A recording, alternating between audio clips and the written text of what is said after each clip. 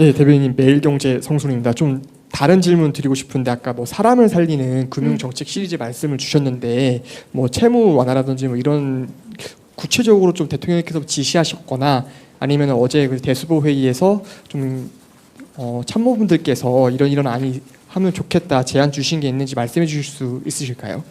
네, 그 부분에 있어서 그 가령 이제 금융 취약계층 자살 문제를 어제 이제 대수보 주제가 그런 안타까운 극단적 선택이 그 주제이기도 해서 다양한 계층별, 연령별 그리고 뭐 이렇게 지역별 그런 극단적 선택에 관한 이렇게 현황과 그리고 대책들을 마련해서 얘기를 했습니다만 특히 이제 금융 취약계층 같은 경우는 과도한 부채나 혹은 불법 사금융으로의 불법 추심으로 넘어가는 부분들 그리고 대를 이어서 그렇게 추심이 되는 과정들 가운데서 어떤 문제가 없느냐라고 했을 때 과거에 이제 저희가 이제 IMF 시절을 겪으면서 조금은 해외 사례에 비해서 우리나라가 조금 금융권이 더 편하게 추심이 이루어지는 부분이 있다. 이를테면 소멸시효가 완성되었음에도 꼭 고지해야 될 의무가 금융권에 없다라거나 이런 부분들은 금융위원회 세칙만 바꿔도 좀 바꿀 수 있다라는 의견들을 제시를 주셨고요.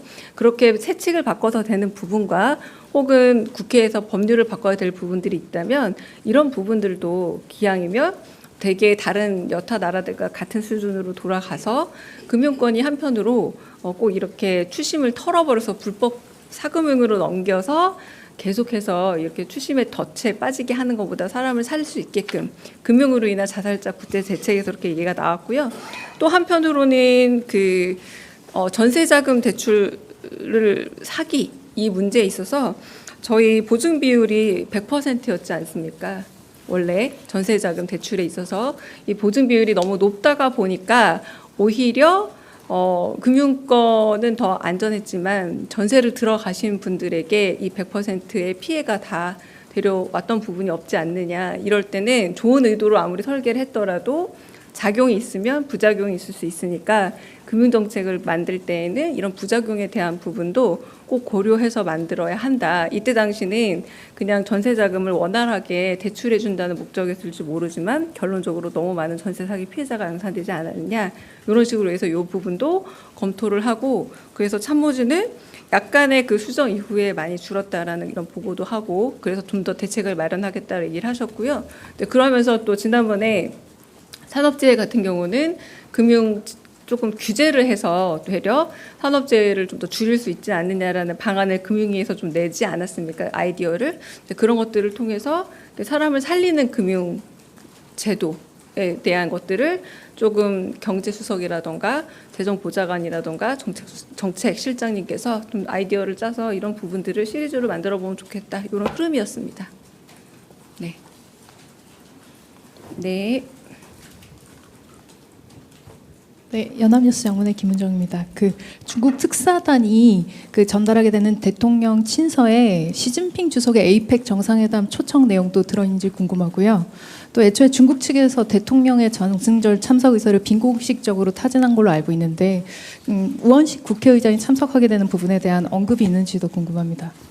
네, 에이펙 내용이 들어가 있는지는 제가 친서 내용을 확인해 보진 않아서 정확하게 알 수 없습니다. 아까 말씀드린 것처럼 좀 더 양국민의 민생에 실질적으로 기여하고 호혜적인 방향 안에서 한중 관계를 좀 더 만들어 가자라는 대통령의 생각이 있고 그중에 에이펙이 담겨 있을지는 제가 잘 모르겠습니다.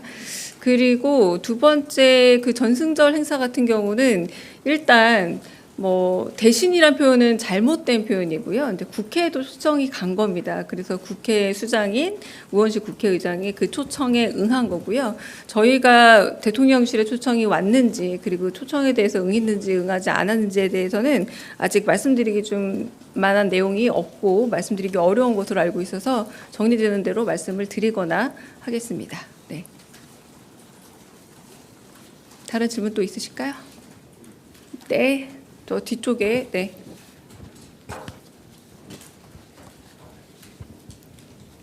네, 안녕하세요. 저 BBC 이용비입니다. 네. 그 자살 예방 정책에 관해서 여쭤보고 싶은 게 있는데 네.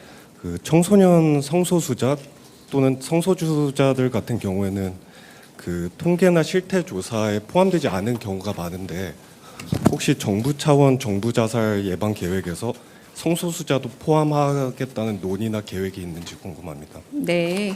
저희가 어제 그 자살자에 대한 여러 가지 현황 파악과 대책을 얘기했을 때 연령별 얘기 부분들도 있었지만 청년 그리고 청소년으로 나누어서 학생 청소년 나누어서 이야기가 되긴 했습니다만 약 2페이지 정도짜리의 보고서였습니다. 그러다 보니까 좀 더 아주 면밀하게 여러 가지로 기준을 나눠서 살펴봤다고 보기는 조금 어렵고요. 제가 말씀드린 게 기준이 좀 됩니다. 학생, 청소년하고 그리고 여기서는 이제 24세까지, 그러니까 고등학생까지를 학생이라고 부르고요. 그리고 청년 같은 경우에도 이제 나이를 나누어서 청년 자살률 뭐 이런 문제들로 다뤘기 때문에 그런 어떤 성적 지향성과 관련된 그 구분은 따로 여기 아직 나눠지지 않고 좀 더 세부적인 수석실에 그 문제에 대한 보고 현황이 더 올라와야 우리가 같이 논의할 수 있는 대상이 되지 않을까 싶습니다. 네. 네. 네, 대변인님 JTBC 이승환입니다. 그 경북 청도에서 일어난 철도 사고와 관련해서 이제 좀 인재일 가능성이 높다는 보도들이 잇따르고 있는데요. 혹시 대통령께서 좀 관련 언급이 있으셨는지 또는 메시지를 낼 계획이 있으신지 여쭤봅니다. 네, 이것도 저희가 뭐 늘 안타까워하십니다. 안타까워하시고 단순한 수신호 내지는 이렇게 무전기로도 서로 연락을 했으면 이 일종의 재해, 산업재해로서의 죽음이 없었을 텐데라는 안타까움을 표현하셨고요. 그리고 오늘 아침 회의에서도 그 밀폐 공간을 청소하시려다가 황화수소에 중독이 돼서 안타깝게 좀 다치신 분도 있고 좀 그런 상황에 대해서도 이런 부분에 대해서 어떤 획기적인 방법이 없을까 고민하시면서 안타까워하셨습니다. 그러나 이 부분에 대해서 별도의 따로 메시지를 준비하지는 않으셨습니다. 네. 자, 그러면 지금부터 잠시만 주목해 주시기 바랍니다. 제가 구독자분들을 위해서 선물 하나를 준비했는데요. 제가 항상 여러분들께 드리는 말씀이 있습니다. 뉴스만 평소에 잘 챙겨보셔도 돈이 되고 돈을 벌 수 있다라고 말씀을 드렸는데요. 여러분들은 여기 보시는 삼성전자 뉴스를 보고 어떤 생각이 드세요? 아니면 정치인들의 뉴스, 날씨 뉴스를 보고는 어떤 생각이 드시나요? 그냥 뉴스만 보고 끝내는지 아니면 이 뉴스를 어떻게 이용할 수 있는지 이 부분을 고민하고 계시는지를 되물어보고 싶습니다. 그 이유가 뭐냐 하면 제가 지난번에 여러분들께 뭐라고 말씀을 드렸었죠? 지금은 반도체 섹터를 눈여겨보셔야 한다고 말씀드렸습니다. 그리고 나서 이런 썸네일들 뉴스를 통해서 많이 보셨을 겁니다. 반도체 내용이 이슈가 됐을 때 부자들은 어떻게 생각한다? 반도체 관련주들은 뭐가 있는지, 어떤 종목이 가장 좋은지, 어디에 투자해야 돈이 몰리는지 자연스럽게 생각한다고 제가 말씀을 드렸죠. 그 이유가 뭐냐 하면 부자들이 봤을 때는 이슈가 곧 돈으로 이어지고 그 이슈가 나에게 돈을 벌어준다는 경험적 확신이 있기 때문에 부자들은 항상 이런 사회적 이슈를 관심 있게 챙겨본다고 제가 말씀을 드렸습니다. 이번에도 마찬가지인데요. 제가 지난번에 시청자분들과 함께하는 주식으로 수익 내기 이벤트를 진행했었죠. 당연히 100% 무료로 진행을 했었고요.